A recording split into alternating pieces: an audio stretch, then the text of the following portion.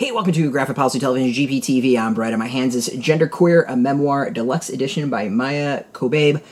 This is one of the most controversial books, graphic novels to come out, or just any literature to come out in probably the last few years. It is probably close to number one on the hit list for right-wing reactionaries to try to get banned. And honestly, I really didn't have much intention of reviewing this just because I've read a bunch of these graphic novels already. They're interesting. I've heard great things about it, but yeah, it's just not something that like really came up on my radar of something I want to read when there's so much to read. However, there are two asshole right-wing Republicans who are suing Oni Press, Kobabe, and then Barnes & Noble right here in Virginia about this book. So you know what? Because of those assholes, this review is dedicated to you. Yeah, this is actually fantastic. I am so thankful for the hate because without it, I probably wouldn't have not have read this. And this is, I think, one of my favorite things that I've read so far this year. So Genderqueer, this is interesting. So it's about Maia Kobabe and then about, I'm going to do my best to use the right pronouns. I'm fairly new to these type of pronouns and I'm not 100% sure how to use them correctly, but I'm going to do my best with this. So M, was born, female. M quickly realized that they were not binary. They something wasn't sitting right, and the graphic novel is really about Air's journey to figure out exactly what that is, what Air's sexuality is, gender, all that, and then also it's really about coming and figuring out one's identity and really figuring out oneself. It's a wonderful graphic novel, and I think it's wonderful for many reasons. So one, it makes me feel much better as a cis hetero dude who's not perfect on this stuff and is doing my best to learn, and I try to be tolerant and get things right, and I'm never perfect. I don't think anyone's perfect. It makes me feel really good in that the graphic novel itself kind of like points out that this stuff isn't easy.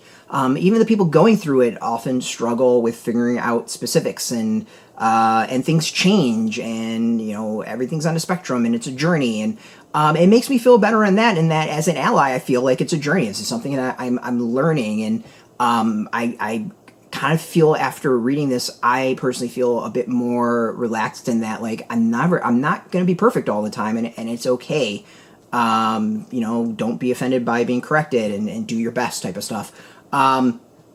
But I think what's really great about this is it does a great job of talking about that journey and talking about like the evolution, the changes, the discovery, and Maya's viewpoint is like some even to Air's, or is it M's? I'm sorry, whatever the two. M's opinion is, some of it's complicated, and it's not necessarily straightforward.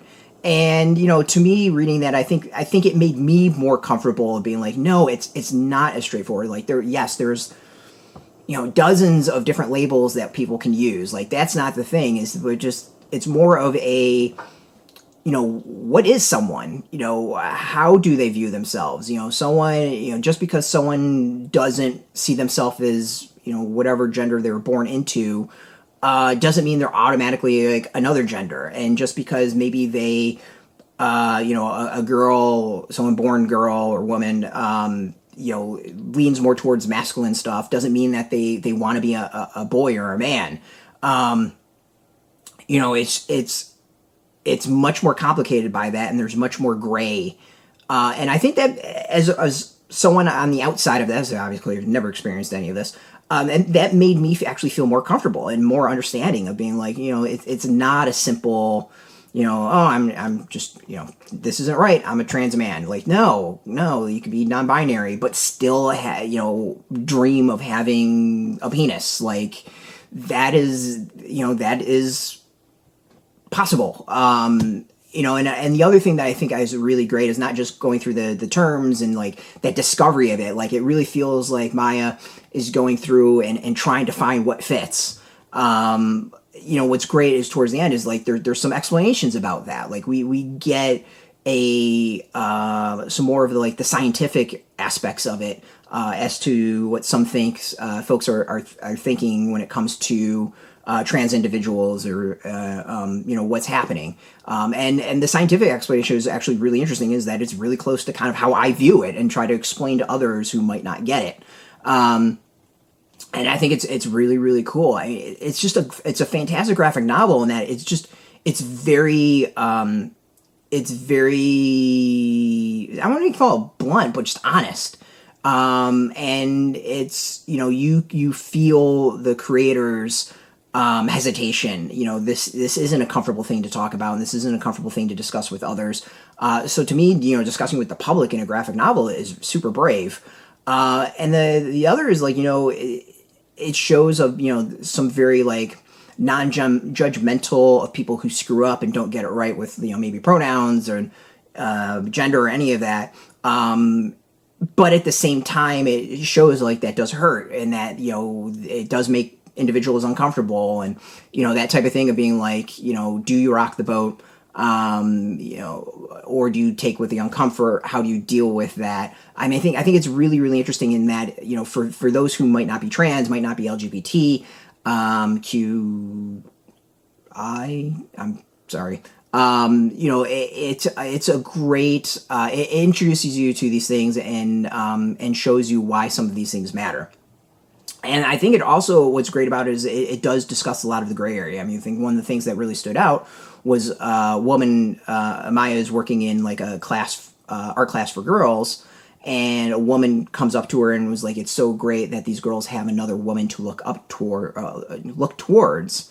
And, you know, there's that thing of like, do you say something at that point? Like, this person is clearly like seeing you as a positive. Do you want to pop that balloon? And to me, that's like, it gets a really interesting debate. And I think that because there's so much gray and just discussion of that, like where E doesn't know the answer. I'm gonna get it right. Said I would screw up, but I'm doing what I can. Where E doesn't know the answers, makes me feel good as someone who tries to be an ally and saying like, I don't have all the answers and I'm gonna screw up and I'm, you know, not gonna get everything right.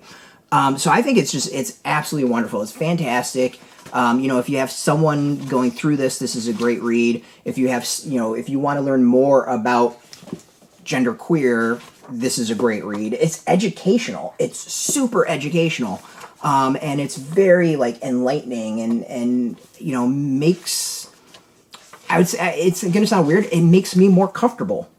It makes me more comfortable because it's not as, I don't want to say militant because that's not the right word, but it's not quite as like lying down. Like, it admits that these are things that are evolving, and that we are all learning, and people going through this and transitions and all that are learning.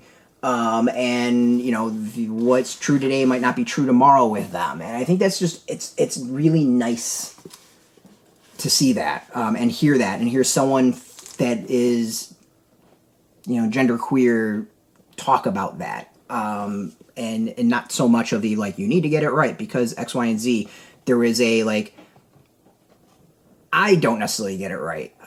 You know, I change and evolve and have to figure this stuff out. So I mean, there's something like comforting about that. It's not saying, oh, it's okay to screw up or purposely misgender anyone or anything like that, but it's we're all learning, and as long as you try, we're all on this path of discovery, and we'll get there together. And I think there's something really, really nice and positive about that. So this is a deluxe edition that just recently came out. It has a foreword by ND Stevenson and an afterword from the creator. This is, as I said, absolutely fantastic. Screw all the people who are trying to ban this.